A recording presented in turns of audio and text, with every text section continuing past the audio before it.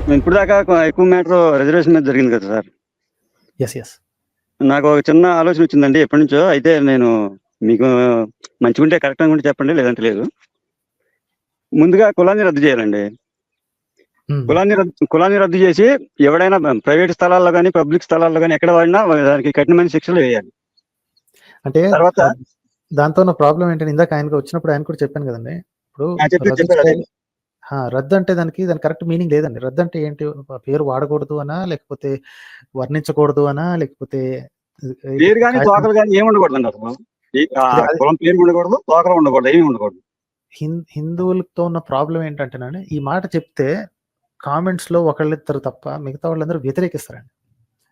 ఎవరిష్టం వాళ్ళది నీకెందుకు అనే ధోరణ, అంటే వాళ్ళని తప్పించుకోవడానికి అని చెప్పి ఎవరిష్టం వాళ్ళది వాళ్ళు పెట్టుకుంటే మీకేంటే ఏంటి ప్రాథమిక హక్కు అని చెప్పి మాట్లాడతారు. రద్దు చేయడం అంటే దాని మీనింగ్ ఏంటంటే వాడకూడదు అని కదా. వాడకూడదు అంటే మా వాళ్ళని మేము ఎలా తెలుసుకుంటాం? మా వాళ్ళని మేము తెలుసుకున్నాం. రైట్ టు ఫార్మ్ అసోసియేషన్ ఉంది కదా, hour association is based on caste. మీరు ఆ క్యాస్ట్ డిజాల్వ్ చేసేస్తానంటే ఎట్లా? మన ఇండియన్సే కదండి, అందరూ మనోళ్ళే కదా. అది మీకండి, అది మీకు ఎందుకంటే మీకు అది మీకు అంటే బికాజ్ మీరు కులం నుంచి దాటి ఆలోచిస్తున్నారు కాబట్టి. అందులో ఉన్నోళ్ళు ప్లస్ దేశంలో సగం మంది వాళ్ళే ఉన్నారు. వాళ్ళని మీరు కులాన్ని రద్దు చేయండి అన్న మాటే వాళ్ళకి నచ్చదు. ఏదో ఇదే మాట సద్గురు లాంటి వాళ్ళు అంటే వినాలని ఉంది.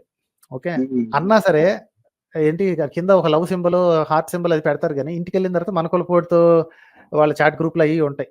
ఏంటి ఆ సమాజం ఈ సమాజం అని చెప్పి ఉంటాయి. ఆ చాట్ గ్రూపుల్లోనే కూర్చొని మాట్లాడుకుంటూ ఉంటారు.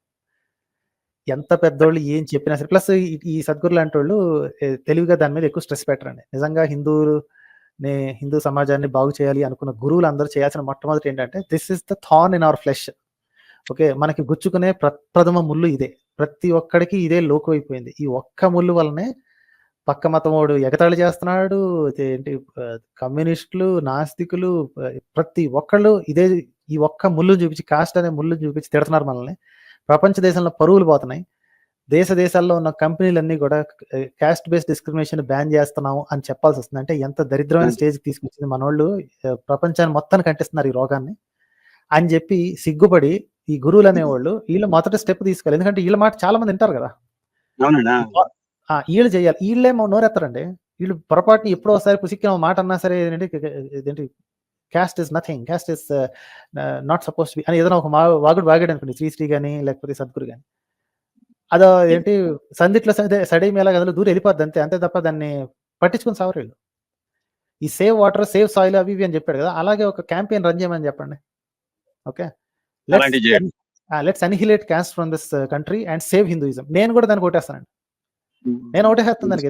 I will contribute something. ఆ మాట కనుక క్యాస్ట్ మొత్తాన్ని డిస్ట్రాయ్ చేద్దాం దేశం నుంచి హిందూయిజాన్ని కాపాడడానికి అన్న, నేను నాస్తికుడైనా సరే నా జేబులో డబ్బులు ఇస్తాను సార్. ఎందుకంటే డిస్క్రిమినేషన్ ఉండడం వల్లే ఉంది. ఓకే, అది లేకపోతే హిందూయిజం అనేది ఉండదు. ఆ సంగతి వాళ్ళకి తెలుసు, అందుకనే ఉంచుకుంటారండి. ఇంకోటండి, రిజర్వేషన్ తీసేయాలంటే ఇప్పుడు అందరికి ఒకే విద్య, నాణ్యమైన విద్య, ఒకే విద్య అందరికి ప్రతి ఒక్కరికి ఫ్రీగా ఇవ్వాలండి. తర్వాత వైద్యం కూడా ప్రధానమంత్రి అయినా ముఖ్యమంత్రి అయినా సామాన్యుడికి ఏ వైద్యం అయితే అందుతుందో, విద్యా వైద్యం ఏదైతే అందుతుందో అలాగే వాళ్ళ పై వాళ్ళకి కింద ప్రతి ఒక్క మనిషికి కూడా ఒకే స్థాయిలో ఉండాలండి. ఒకే స్థాయిలో ఒకే బుక్ చదివి కదండి కాంపిటీషన్ పెట్టి అప్పుడు కదా రిజర్వేషన్. నువ్వు మేధావి కాదా అని ఎప్పుడు తెరవాలి? నువ్వు నేను ఒకే బుక్ చదివి ఒకే ఎగ్జామ్ రాసి ఒకే స్థాయిలో ఉండాలి. అంతేగాని కనీసం కులం అంటే తీసేయండి, కులాన్ని ఉంచుకున్నా సరే కనీసం ఈ రెండన్న ఫ్రీగా ఇచ్చి ఒకే రకమైన ఇచ్చి ఇండియా మొత్తం ఒకే రకంగా ఇచ్చి ఏదైనా కాంపిటీషన్ పెట్టి అప్పుడు నువ్వు తెలియగలడు నేను తెలియగలడు అప్పుడు తెలుస్తుంది కదా.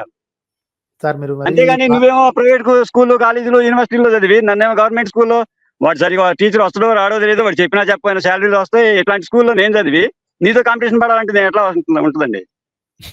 మీరు మరి పాత కమ్యూనిస్ట్ లా మాట్లాడుతున్నారండి. మీరు ఐడియల్ సొసైటీని కాంక్షిస్తున్నారు. మీ కాంక్ష నేను కాదనలేను, కానీ తీసేయాలంటే ఇట్లాంటి తీసేస్తే ఎవరు మాట్లాడరు కదా సార్. వాళ్ళకి తెలుసండి ఇవి చేస్తే చివరికి అక్కడికే వస్తారు అన్న సంగతి తెలుసు. కులాన్ని ఎక్కడ తీసేయాల్సి వస్తుంది అని చెప్పి వాళ్ళు చేయరు. ఇప్పుడు మనకి గవర్నమెంట్ కాలేజీలో గవర్నమెంట్ హాస్పిటల్స్ ఉన్నాయి. గవర్నమెంట్ లో పనిచేసే వాళ్ళే అక్కడికి వెళ్ళరండి చాలా మంది. అవునండి, గవర్నమెంట్ సెక్టర్ లో ఉన్న కనీసం గవర్నమెంట్ టీచర్ కూడా వాళ్ళ పిల్లల్ని గవర్నమెంట్ స్కూల్ పంపడండి. ఎగ్జాక్ట్లీ. సో పాయింట్ ఏంటంటే రిటైర్ అయిపోయిన తర్వాత మనకి వేరే సోర్స్ ఆఫ్ ఇన్కమ్ లేదు అనుకున్నప్పుడు అప్పుడు వాళ్ళ గవర్నమెంట్ హాస్పిటల్కి వెళ్ళడానికి ఇష్టపడతారే తప్ప కాసిన డబ్బులు ఉన్న ఎవరైనా సరే మన సొంత గవర్నమెంట్ యొక్క హాస్పిటల్ అని చెప్పి వెళ్ళడానికి ఇంట్రెస్ట్ చూపించండి.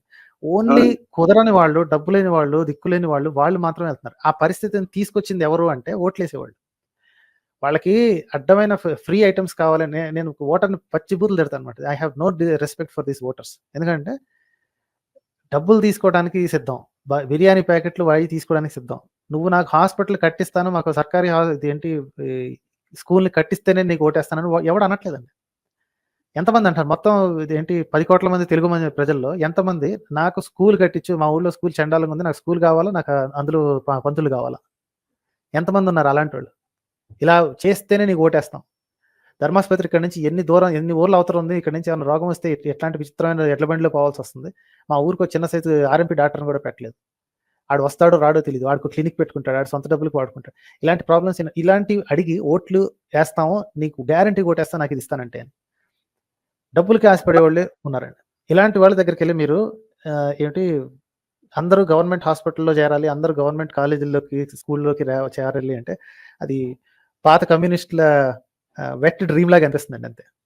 వెట్ డ్రీమ్ అంటే రిజర్వేషన్ మీద బాధపడే వాళ్ళండి, ఉండటం వల్ల మాకు నాశనం అవుతుంది, టాలెంట్ అంతా బయటకు వెళ్తుంది అనే వాళ్ళ గురించి నాకు అది ఆలోచన. అట్లాంటి వాళ్ళు అలాంటి ప్రపోజల్ పెట్టారు కదా గవర్నమెంట్ ముందు, అదే అందరూ ఒప్పుకుంటారు.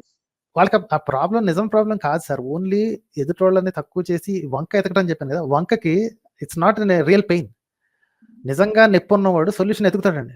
అండ్ నేను ఇక్కడ కూర్చుని ఆఫ్టర్ ఆల్ ఇదేంటి ఒక సామాన్యుడిని కూర్చుని ఇంతమందితో మాట్లాడితే ఇన్ని రకాల పాయింట్స్ బయటకు వచ్చాయి. నిజంగా ఇంట్రెస్ట్ ఉన్న వాళ్ళు కూర్చొని మాట్లాడితే ఇంకెన్ని పాయింట్స్ వస్తాయండి? ఎకానమిస్టులు ఉన్నారు, నిజం విషయాలు తెలిసిన వాళ్ళు ఉన్నారు, రెవెన్యూ ఆఫీసర్లు ఉన్నారు, ఐఏఎస్లు ఉన్నారు, క్షేత్రంలో జరిగే విషయాలను లైవ్ గా చూసిన వాళ్ళు ఉన్నారు. వాళ్ళకి ఎన్ని ఐడియాస్ రావాలండి ఇట్లాంటి బ్రేక్ చేయడానికి? ఇలాంటి అందుకనే ఓన్లీ నేను కింద నుంచి జనాలకు చెప్పుకొచ్చేది ఏంటి అంటే, ఈ మత గురువుల్ని వీళ్ళని ఫస్ట్ టార్గెట్ చేసి, అరే మీరు స్టార్ట్ చేయండి, మీరు చెప్తే 10 మంది వింటారు. ఇప్పుడు ఒక ఐఏఎస్ చెప్తే వింటారో లేదో గ్యారంటీ లేదండి. ఒక పొలిటీషియన్ చెప్తే వాడి పార్టీ వాళ్ళు మాత్రం తప్ప ఇంకెవరు వినరండి. ఓకే, సో కాబట్టి మతాన్ని కాపాడుకుందాం అనుకునే మత గురువులు ఉన్నారా, వాళ్ళే స్టార్ట్ చేయాలి. This is the only thorn in our flesh. మనకు గుచ్చుకునే ముళ్ళు ఇది ఒక్కటే. ప్రతి ఒక్కటి దీని మీద ఏలుతూ చూపిస్తున్నాడు. దీన్ని డిస్ట్రాయ్ చేయడానికి మనమే స్టార్ట్ చేద్దాం అని ఏ స్వామి అయితే మొట్టమొదటి మొదలెడతాడో దీన్ని, ఆ రోజు నుంచి వాడు కనపడ్డండి, అయిపోయింది, వాడు మాయమైపోతాడు. వాడిని ఎవరు పట్టించుకోరు. ఇంకా వాడి సొంత భక్తులు కూడా 4 రోజులు చప్పట్లు కొడతారు, అసలు ఏంటి విజనరీ అని చెప్పి 4 రోజులు చేస్తారు. ఆ తర్వాత వాళ్ళు కూడా లైట్ తీసుకుంటారు, ఇదే జరిగేటట్లేదు అని. అదేండి దీని రియాలిటీ. అది this is the reality of the monster called cost.